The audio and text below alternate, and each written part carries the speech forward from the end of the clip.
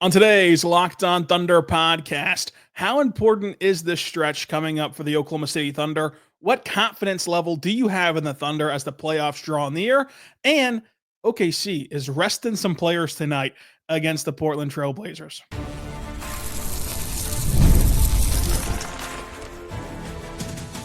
You are Locked On Thunder, your daily Oklahoma City Thunder podcast, part of the Locked On Podcast Network. Your team every day.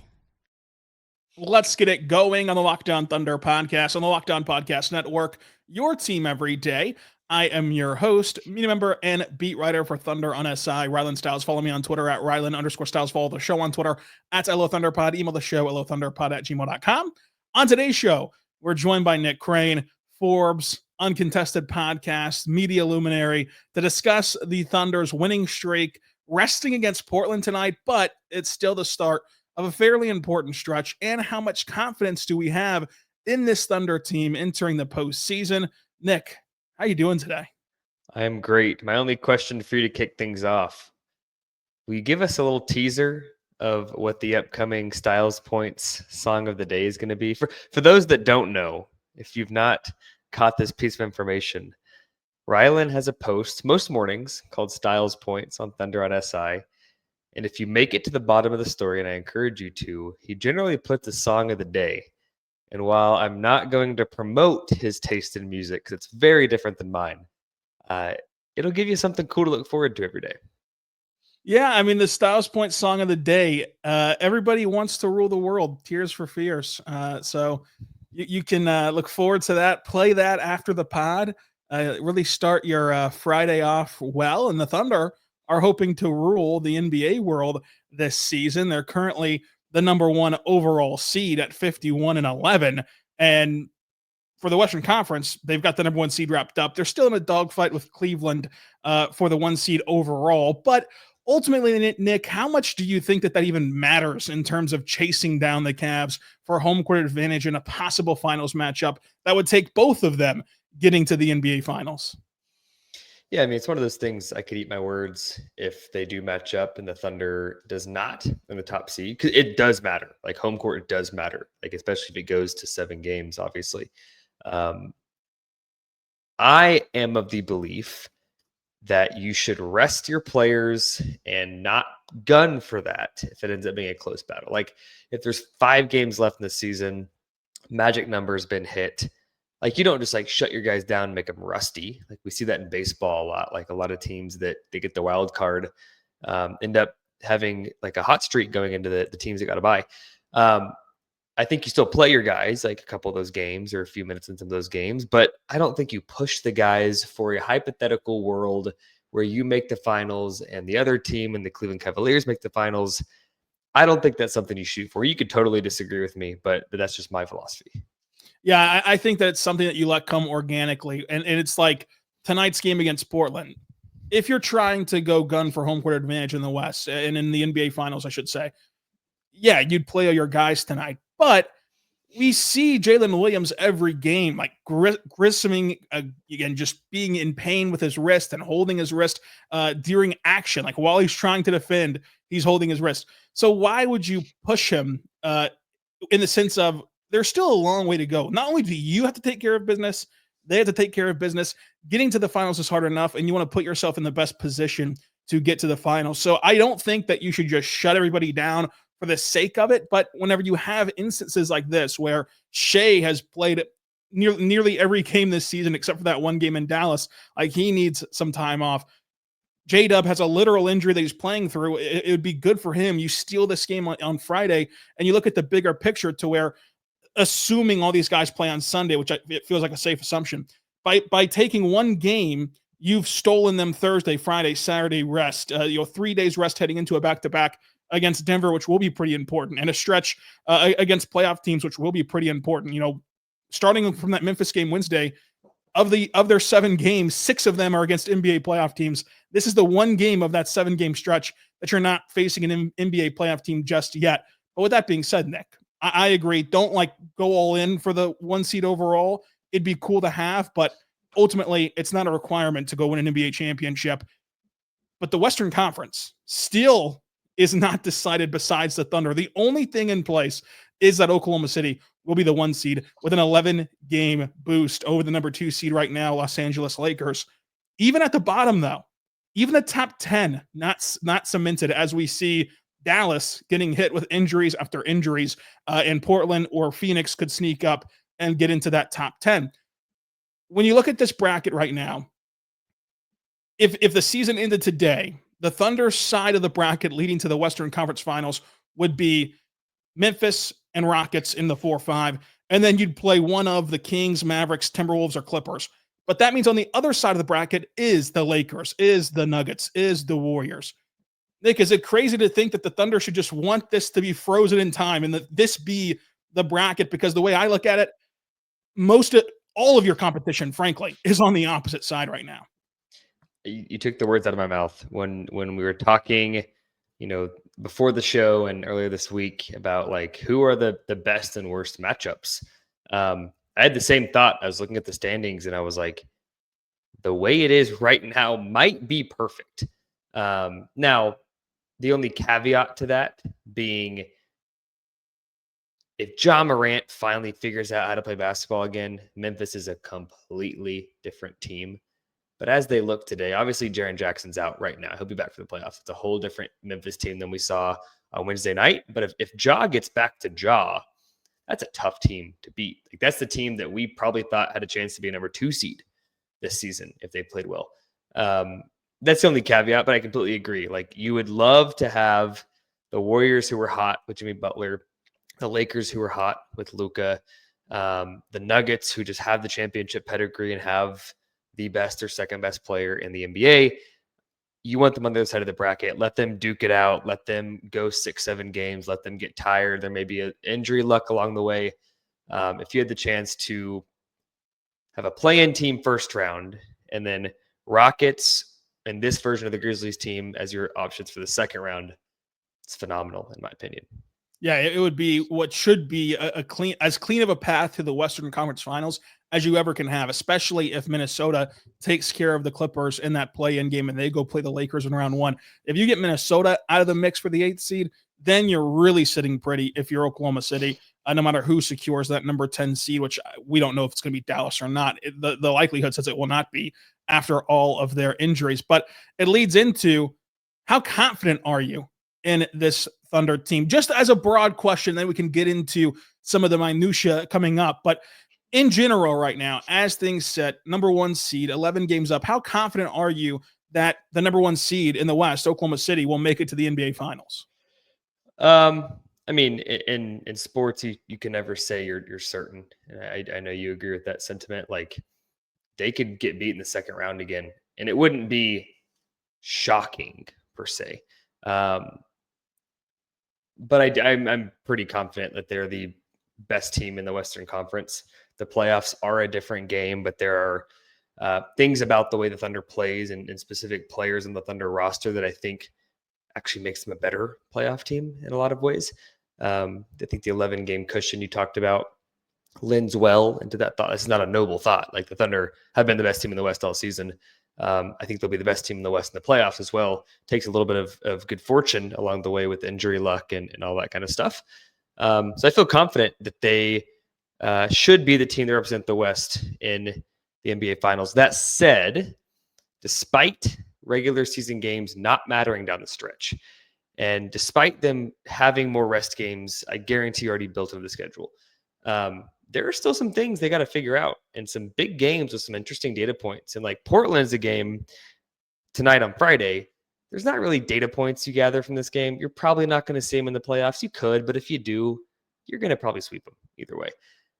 Whereas like the upcoming back-to-back with Denver, there's a lot of stuff you can learn about yourself matchup-wise and rotation-wise. That's a game you might be more employed, not to win the game, because it's not going to matter, but to get data points with your best players out there. Like, that's a whole different story. So things to improve on still with 20 games left, but feel confident they're the best team in the West. Yeah, it's hard not to feel confident about this Thunder team, but we'll talk about some of those swing factors and how to handle this very important stretch for OKC coming up.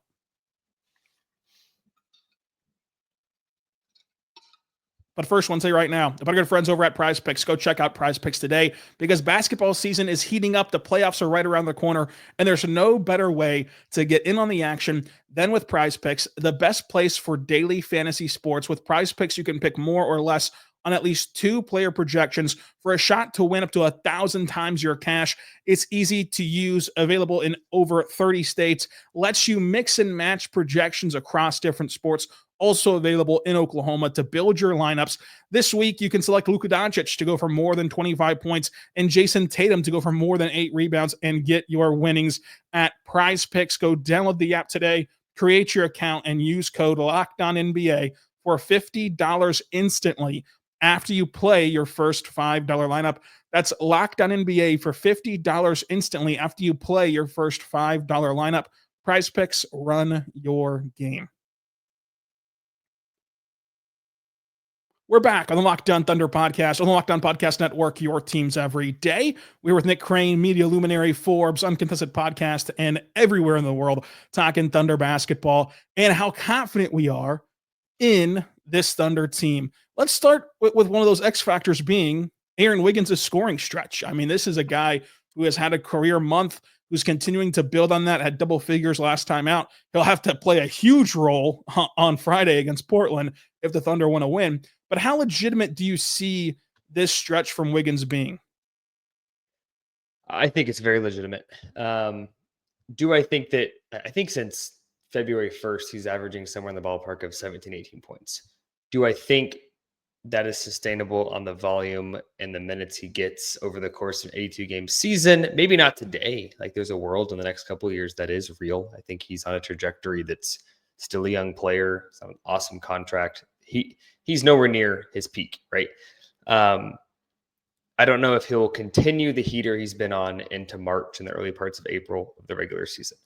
But the reason I'm so confident and I would buy Aaron Wiggins' production is because I think, and I alluded to this at the top of the show, there are players that on this Thunder team that I think will be better in the playoffs than in the regular seasons. And Aaron Wiggins is one of those guys. If you think back to last season's playoffs, we'll take a Thunder series specifically here, the Maverick series that they lost. One of the strategies when you have a dominant dynamic scorer like Luka, or a guy like Shai in the Thunder's case, opposing teams can blitz and throw doubles and run all these schemes at the top scoring options. Jalen Williams has been getting some of these looks in games, even with Shai on the floor. Some teams will say, we're going to lock down your number 1 and number 2, or do our best to, and we're going to force your other guys to beat us. The Thunder did some of that against the Mavericks. I think there's plenty of evidence to suggest that guys like Derrick Jones Jr. and even PJ Washington got really good looks, and Thunder fans were on social media yelling at their TV saying, why aren't you guarding these guys? It's because they were throwing a lot more gravity at the primary options. All that to say, getting back to Aaron Wiggins, there's a world where a team employs that same strategy for the Thunder and says, we're going to let Aaron Wiggins, Isaiah Joe, Cason Wallace, etc. beat us. Last season, that strategy would have been horrible for the Thunder because those guys were hitting shots. This season, I think Aaron Wiggins has gotten to a level where he can. And I feel really good about this take, that there will be more than one game, whether it's first round, second round, third round, that Aaron Wiggins is the reason the Thunder wins. The opposing fan bases are going to be saying the same things Thunder fans said about Derrick Jones Jr. and PJ Washington last year. That's going to be Aaron Wiggins for the Thunder because he's going to get open looks and he's going to get one-on-one situations. He has the isolation creation upside to score on the team's 4th best defender. And we're going to see a lot of that in the playoffs, I think.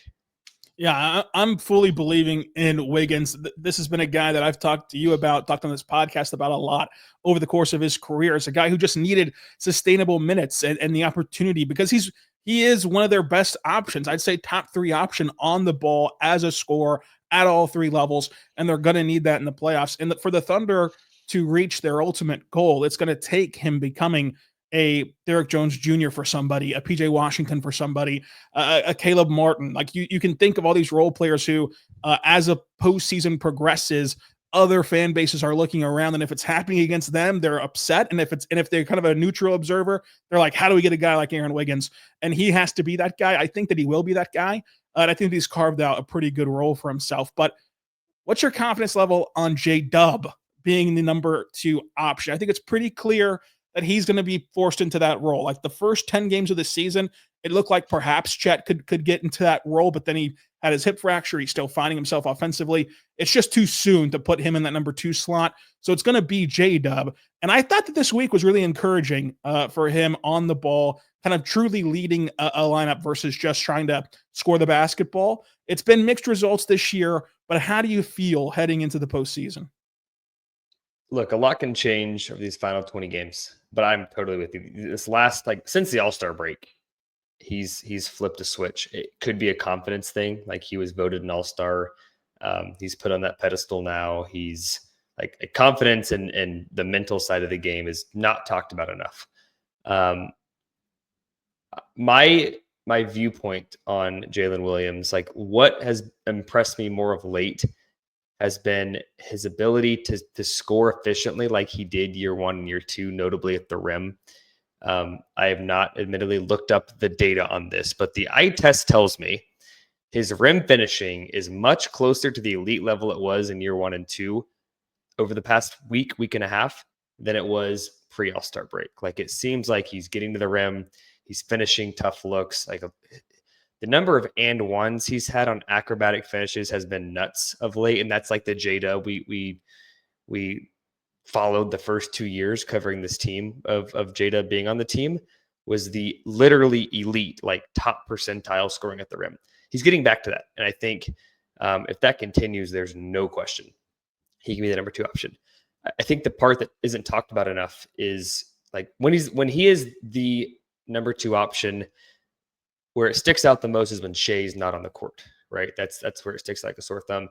I think that we can't underestimate what he does defensively when he's considered the number 2 option, right? Like in the non-Shai minutes, he's carrying a larger load, especially when Lou Dort's not on the court. He's carrying a huge load defensively. And when Thunder fans and media members and even national people are saying, can J-Dub be the number 2 option? I think that's the side of the floor people are not considering. Like just because he's not going out there and scoring 20 points in the non-Shai minutes and he's not like this supernova kind of guy, doesn't mean he's not impacting the game in a big enough way in the non-Shai minutes because of what he does defensively. I just don't think that's discussed enough. So I'm starting to buy more the concept of J-Dub being a number 2. I'm not like sold on it by any means, but the last week and a half has been encouraging for sure. Yeah, and I think that the last week and a half too, he's done a better job of balancing just the toll it takes on your body, the motor it takes to play on both ends at a very high level together, and he's done that since the All-Star break, truly. And then the easiest confidence level to me, the 10 out of 10 confidence is this Thunder's defense. I mean, when this team is fully healthy and they can suffocate you, it just gives them so many ways to win. They can win by stifling an offense and then their offense is clicking. They can win by just shutting down an offense and their offense is sputtering. But in a rock fight, you like to have Shai down the stretch to win you a game, as you saw in some ways against Memphis on Wednesday. It just gives you this element of an elite, truly untouchable skill that the Thunder have. And so I'm fully confident that this defense can win championships. This defense can get you to the NBA Finals. Yeah, I mean, since the All-Star break, statistically, they have not been historic. They've still been just fine. Not historic, though. I think it's actually been a good stretch of games to stress test the offense, where when the defense is not historic, can you score 120, 30, 40 points? The answer has been yes of late, which is a very, very good sign. You got to win games in a lot of different ways to test yourself as a team. Not that they're going out there and saying, let's let the other team score to see if we can win a shootout. But I think the post All-Star break, like that, the first 4 or 5 games were a little bit fluky in the sense that like the 2 games that stick out, 3 games that stick out. The Minnesota game was not good.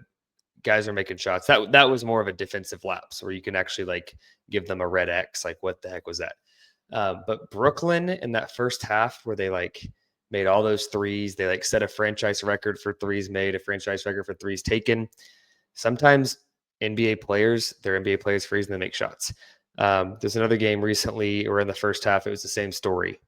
Teams making a ton of shots in the first half. Second half, you get like the back to the mean and they miss a bunch of shots in the second half. I don't think in any of those games the Thunder changed their defensive philosophy or style. Like they're playing a numbers game and they're process oriented. If you're going to have a franchise record in 3-point shots made, go ahead. Like the Thunder are going to say that's not going to happen multiple times in a 7-game playoff series. Like they're not going to change their defensive style. So I'm not super concerned about the defensive struggles, if you will, of late, because a handful of those games were literally historic shooting, which is just NBA players are really good. And sometimes they make shots. Sometimes they make shots, and sometimes, it's human nature not to have your best stuff every time you step in the office. And for these guys, their office is a 94-foot hardwood that everyone gets to watch and commentate on. And so they didn't have their best stuff. They didn't have their best energy, effort, whatever.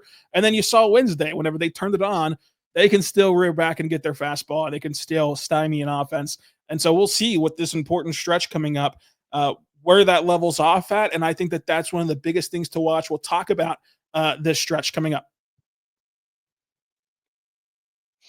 But first, I want to tell you right now, better good friends over at FanDuel. Go check out FanDuel today, because when the games tip off, the NBA action is just getting started. There's no better place to get in on the FanDuel action than America's #1 sports book. With FanDuel, you can place live bets throughout the game. So even if you miss opening tip-off, you can still bet on a fourth quarter comeback. You can stay in the action. If you're looking for bigger payouts, you can even combine live bets into the same game parlay. Right now, new FanDuel customers can get $150 in bonus bets if your first $5 bet wins just by visiting FanDuel.com to join today. That's FanDuel.com for your shot at $150 in bonus bets. Make every moment more with FanDuel, the official sports betting partner of the NBA. You can go check out their odds and lines, including for tonight's Thunder game. Despite the injury reports for both sides, the Thunder are 1-point favorites in the Paycom Center against Portland. Go check it out today at FanDuel.com. We're back on the Locked On Thunder podcast on the Locked On Podcast Network, your teams every day. I'm your host, Rylan Stiles. Joining me is Nick Crain, Uncontested Podcast, Forbes, Thunder on SI, Media Luminary, Nick Crain. This stretch coming up is going to be really fun. I mean, you got to get through tonight. Like tonight will be a struggling post-game pod, I will admit, on the front end with the lackluster lineups. But then you get the back-to-back against Denver. You go to Boston in the Garden. You go and take on a Pistons team that I'm in love with. You go take on the Bucks in an NBA Cup Finals rematch. How important and what are you looking forward to in this stretch past Portland? I will preface by saying the win-loss column has no importance. No importance. Like going, 0-6 over the stretch? Yeah. Maybe there's some importance there, but like that's not going to happen. Going 6-0 does not change anything versus going 3-3 in the stretch. So the win-loss column, I think, carries no importance. I think that playoff data, I mentioned this earlier, data against playoff teams is important. Obviously, like think about the Denver back-to-back. If you play your primary guys, Denver plays their primary guys, both teams are getting data. I think you have to trust your staff that you have an edge using your data and you have an edge with your, cerebral basketball knowledge that is an edge for you, right? I think what I'm looking for most is the tertiary pieces to shine. I think against Portland, like Aaron Wiggins, like you said, it's a big one. Against some of these other teams, there will be injuries just by the nature of it. It's March basketball. Take AJ Mitchell out of the equation. It's still unlikely you're not going to have a fully healthy roster at any point in March. I am most interested in guys 7 through 14. What do you show me over this stretch? I know Shai. I know Dub. though he has some things to prove still. I know Dort, I know Hartenstein, Chet, etc. We know we're getting in the playoffs for the most part. What about the other guys? Who can establish themselves as the guy in a playoff series that can be inserted out of the blue and give you something, or the guy that changes a series? Now is when you build that confidence and you start to do those things. These last 20 games, I think, are most important for those tertiary guys. That's what I'm looking forward to most. And experimenting, because to get that information, you have to experiment. So when the Thunder do, it's not an if, when the Thunder do weird stuff in these last 20 games, it's a good thing. Remember that the win-loss does not matter. Yeah, I think that the second part there is what I'm most looking forward to. Obviously, what 7 through 18 show is going to be important as well. But the double bigs against Denver, likely you're going to have both of them available for at least one of those games against Denver. Even if it's terrible, I want to see them go for a long stretch to figure out, is there something that you can find in the midst of that game that you can draw back to? What does going small look like against Denver? What does going single big look like against Denver? And I think that there's going to be a moment, whether it's against Denver, Milwaukee, Boston, these games that you really want to win. If you're sitting there listening to this podcast today before a brutal Portland game, you're a diehard Thunder fan. You want them to win every single time they step on the court. I'm just here to tell you, I think that even if they find a lineup that goes on a 15-0 run against Denver Sunday, I still want to see them try something else out, even if it's to the detriment of the win-loss column and the scoreboard on Sunday, just to see the pictures of what you can reference back to. Because I think Portland, I think that Denver is one of those teams, and I think they still have the best chance to see Portland in the Western Conference Finals versus these other teams. And you're going to get to see 2 games back-to-back against the Lakers. So taking these games, the 2 against the Lakers, the 2 against Denver here, taking these games and trying to see the pictures of the whole picture, the whole canvas of the painting, not just what works, not just like, okay, well Shai's on it here. Let's just bring him back into the 9-minute mark to go bail us out of the fourth quarter and win this game. Like, getting to know intimately that opponent, I think, is going to be very important during this stretch, even if it costs you a 3-3 stretch versus a 4-2 stretch or whatever. So I think that that's going to be very interesting to see both sides of it. What Denver does to counteract the Thunder, what the Thunder do to counteract Denver, and I'm interested to see how all these teams who are in varying spots handle these matchups. Because on one hand, for Denver should want to win every single game because they're in a jumbled mess right now for that 2 seed. But do you want to show Oklahoma City everything, even if it costs you some seeding? Do you want to show them everything you have in this back-to-back stretch? How much is Boston going to care about Wednesday's game? Because they're pretty solidified with everything that they have going on. They're going to be the 2 seed no matter what. They kind of know what their roster is. So I'm just very curious how we see every team handle it. Do the Bucks actually play their guys? Because they didn't play their guys in Oklahoma City earlier this year, but they did play their guys in the Cup game. So the chess match between the 2 teams, I think, is really interesting to move forward as well. But I think that this stretch, there should be no, there should be no lack of juice in this stretch, where I think that we could pin a lot of the defensive laps where after the All-Star break, they got pulled down to 22nd in the league defensively. I think that you could pin a lot of that on, hey, they're playing bad teams.